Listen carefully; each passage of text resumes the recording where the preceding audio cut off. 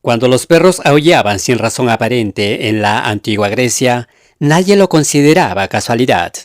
Veían lo que los humanos no podían ver, y si el aullido rompía la noche, era porque ella estaba cerca. Por eso, en las casas atenienses, mucho antes de la hegemonía romana, ya había pequeñas estatuas suyas en las puertas. No necesariamente para adorarla, para que ella no entrara sin avisar. Pero ¿quién era realmente esta mujer a la que los griegos colocaban en las entradas, en los cruces de caminos, en los lugares donde un mundo termina y otro empieza? Hesíodo, el primero que puso por escrito el origen de los dioses en su Teogonía hacia el siglo VIII a.C., cuenta que Hécate era hija de los titanes Perses y Asteria. Y esto ya era extraño, porque cuando Zeus ganó la guerra contra los titanes y los encerró en el Tártaro, a Hécate no solo no la castigó, sino que la honró por encima de todas las demás deidades. Escucha lo que dice Hesíodo textualmente. El crónida Zeus la estimó por encima de todas y le dio como brillantes regalos participar de la tierra y del estéril mar, pero también obtuvo parte de la honra del estrellado cielo. Es decir, mientras los demás titanes pagaban con cadenas eternas, ella recibía tierra, mar y cielo. ¿Por qué? Los investigadores aún discuten si ayudó a Zeus durante la guerra o si su poder era tan antiguo que ni siquiera el rey del Olimpo quiso meterse con ella. Lo cierto es que desde el principio, Hécate fue una diosa aparte, una que no encajaba del todo en el panteón olímpico, pero que tampoco podía ser ignorada.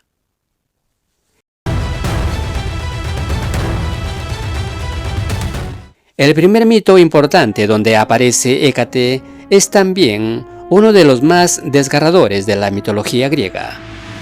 Corría el siglo VII a.C. cuando alguien compuso el himno homérico a Deméter. La historia es conocida. Perséfone, hija de la diosa de la cosecha, está recogiendo flores en un prado con sus amigas. De repente, la tierra se abre. Hades surge del abismo en su carro de oro, la toma por la fuerza y se la lleva al inframundo. Ella grita, pero nadie la escucha. Bueno, casi nadie. El himno dice, solamente la oyeron Hécate, la de luciente diadema y el soberano sol. Piénsalo, en medio del pánico, del secuestro, del dolor, solo dos seres se dan cuenta. El sol, que lo ve todo desde arriba, y Hécate, que escucha desde su cueva. Ella no ve lo que pasa, pero lo oye y no se queda callada. Cuando Deméter sale desesperada a buscar a su hija, después de 9 días de vagar con antorchas encendidas sin probar alimento, Hécate sale a su encuentro, también con una antorcha en la mano, y le dice: oí sus gritos. No vi con mis ojos quién fuese el raptor. Me apresuro a decirte toda la verdad. Luego la acompaña hasta donde está el sol, el único que puede dar una respuesta. Y cuando finalmente Perséfone regresa, cuando madre e hija se encuentran, Hécate sigue allí. El himno termina con una imagen poderosa. Y entonces Hécate, la de luciente diadema, se acercó a honrar a la hija de Deméter, la única. Desde ese momento, Hécate quedó vinculada para siempre al inframundo y a Perséfone, no como una diosa de la muerte, sino como la que pudo entrar y salir, la portadora de la llave, la que lleva la luz donde no la hay. Por eso, los griegos le asignaron un epíteto: Propylaia, la que está ante la puerta, y otro, Cleidujos, la portadora de la llave. Pero Hécate no se quedó solo en los himnos antiguos.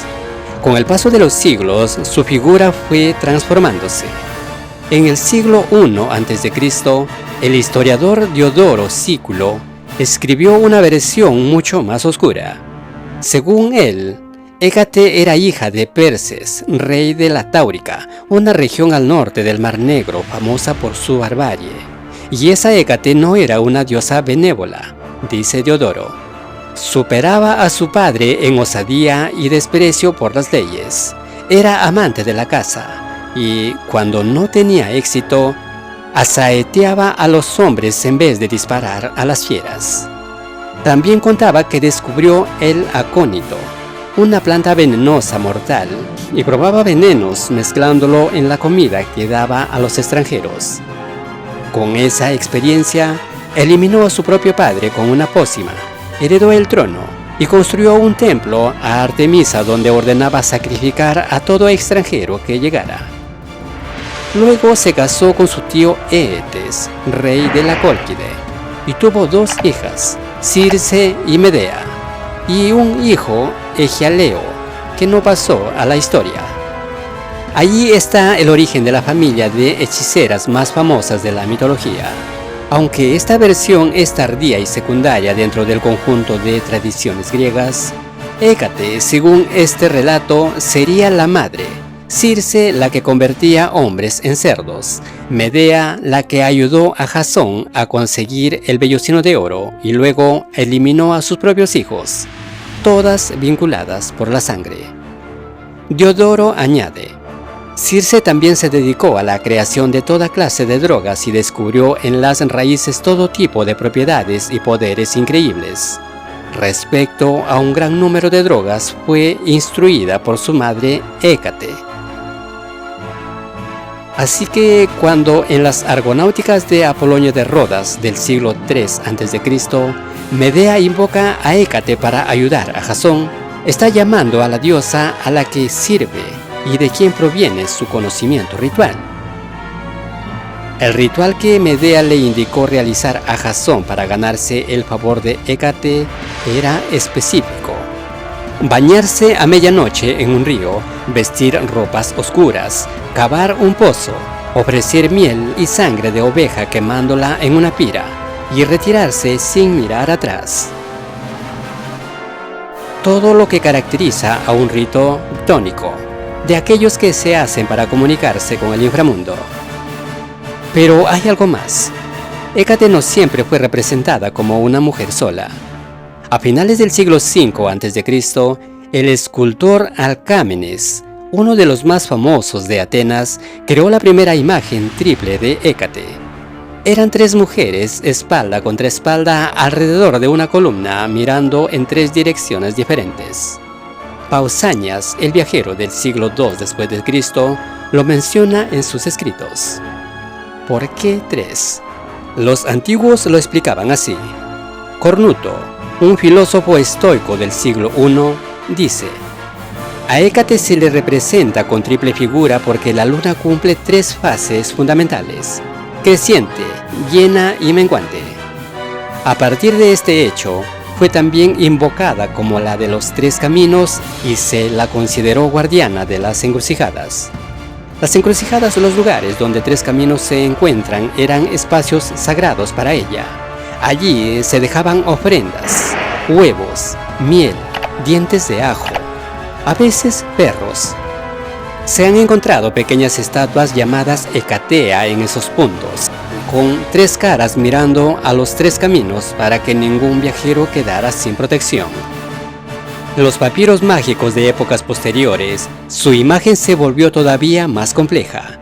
Ya no eran 3 mujeres, sino una sola con 3 cabezas, de perro, de serpiente y de caballo, o a veces de doncella, de vaca y de perra. Sostenía antorchas, látigos, dagas, llaves. Era la que abría las puertas entre los mundos. El filósofo Porfirio en el siglo III le dedicó un himno donde la llama protectora de los caminos en las encrucijadas, grata, celeste, terrenal, marina, de azafranado peplo, sepulcral, y que se agita delirante entre las almas de los muertos. Fíjate en esa mezcla: celeste y sepulcral, luz y oscuridad, vida y muerte. Eso era Hécate, no una diosa del mal, sino la que habitaba los bordes, los límites, los momentos de transición. Su culto no se limitaba a las grandes ciudades. Había santuarios importantes. El más famoso estaba en Lagina, en Asia Menor, cerca de la ciudad de Estratonicia. Allí la diosa era atendida por eunucos y cada año se celebraban grandes festivales en su honor. También fue asociada al entorno del templo de Artemisa en Éfeso, una de las 7 maravillas del mundo antiguo, donde oficiaban sacerdotes eunucos llamados Megabisi. Pero lo interesante es que su culto más vivo estaba en las casas. Los atenienses colocaban altares en las puertas, le rezaban las mujeres en los partos, porque ella también era Curodrofos, nodriza de las jóvenes. Hesíodo ya lo había dicho siglos atrás. El Crónida la hizo nodriza de todos los hombres que, después de ella, ven con sus ojos la luz de la chispeante Eos. Con la llegada del cristianismo, su imagen se transformó. Los dioses antiguos se volvieron demonios y Hécate pasó a ser la bruja de los cuentos, la mujer que los niños temían encontrar en los caminos, la que aparece en Macbeth de Shakespeare como reina de las brujas. Pero los textos antiguos seguían allí. En los oráculos caldeos, una colección de escritos místicos del siglo II y III, se le presenta como Soteira, la salvadora, madre de los ángeles y alma del mundo. 2 caras de la misma moneda, la que salva y la que asusta, la que lleva la luz y la que ronda las tumbas. Los griegos creían que cuando los perros aullaban sin motivo, Hécate estaba cerca, que si veías antorchas en la noche sin que nadie las llevara, era ella, que si dejabas comida en un cruce de caminos, podías ganarte su favor. ¿Era buena o mala? No era ninguna de las dos, era la que estaba en medio, la que podía concederte la victoria en un juicio o hacerte que perdieras, la que aumentaba tus rebaños o los disminuía, la que ayudaba a Deméter a encontrar a su hija y la que enseñaba venenos a Circe. Hesíodo lo resumió mejor que nadie. Tiene una parte de todo lo que poseen cuantos nacieron de Gea y Urano. Fácilmente abundante botín concede la ilustre diosa y con facilidad se lo quita, cuando así lo desea en su ánimo. Por eso nadie la invoca por casualidad, porque cuando la llamabas a Hécate había que estar seguro de lo que se pedía. Ella siempre escuchaba y nada se le pedía sin consecuencia. En las Argonáuticas, cuando Medea prepara el conjuro para Jasón, lo que hace de noche, con agua corriente, con fuego, con miel, y cuando termina, se manifestaron señales de que la diosa había escuchado. Las llamas de los altares ardieron solas y la tierra tembló levemente. Medea sabe que su plegaria ha sido atendida. Y Jasón, que no entiende nada de magia, solo atina a retirarse sin mirar atrás, como le ordenaron.